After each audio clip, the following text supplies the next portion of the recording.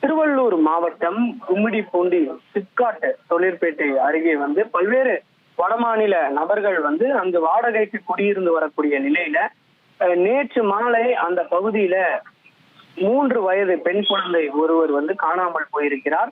அதன் அருகே 3 வயது குழந்தை முட்புதர்ல பாலியல் வன்கொடுமை செய்யப்பட்டு கிடந்த நிலையில உடனடியாக அருகில் இருக்கக்கூடிய ஸ்டான்லி அரசு மருத்துவமனையில நேற்று சிகிச்சைக்காக அந்த பெண் குழந்தை சேர்க்கப்பட்டார்.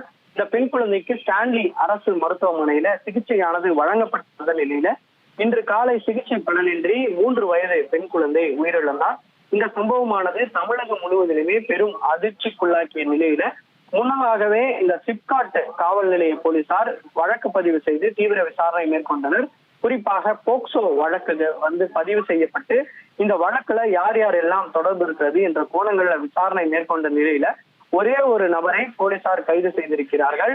வடமாநில நபரான பிபின் மஞ்சி என்ற 19 வயது நபரை போலீசார் கைது செய்து விசாரணை மேற்கொண்டு வரக்கூடிய நிலையில முன்னதாகவே அந்த சிப்காட் காவல் நிலையத்தை முற்றுகையிட்டு ஒரு போராட்டமானது பொதுமக்கள் தரப்புல நடத்தப்பட்டது. அந்த பகுதி மக்கள் ஒன்று கூடி இந்த போராட்டத்தை மேற்கொண்டனர். குறிப்பாக அந்த பெண் குழந்தை பாலியல் வன்கொடுமை, அதாவது கூட்டு பாலியல் வன்கொடுமை செய்யப்பட்டதாகவும் உடனடியாக இதற்கு பின்னால் இருக்கக்கூடிய மற்ற நபர்களையும் கைது செய்யப்பட வேண்டும் என அவர்கள் போராட்டத்தை மேற்கொண்ட நிலையில காவல்துறையினர் அவர்களை நேற்று சமாதானப்படுத்தி அனுப்பி வைத்தனர். இந்த நிலையில அந்த குழந்தையினோட இறந்த உடலானது ஸ்டான்லி அரசு மருத்துவமனையில பிரேத பரிசோதனைக்காக வைக்கப்பட்டிருக்கிறது. அந்த சிப்காட் காவல் நிலைய அனைத்து மகளிர் போலீசார் அந்த ஆவணங்களை கொண்டு இங்கு ஸ்டான்லி அரசு மருத்துவமனையில கொடுத்தவுடன் 3 வயது பெண் குழந்தைக்கு பிரேத பரிசோதனையானது நடைபெற திட்டமிட்டிருக்கப்பட்டிருக்கு.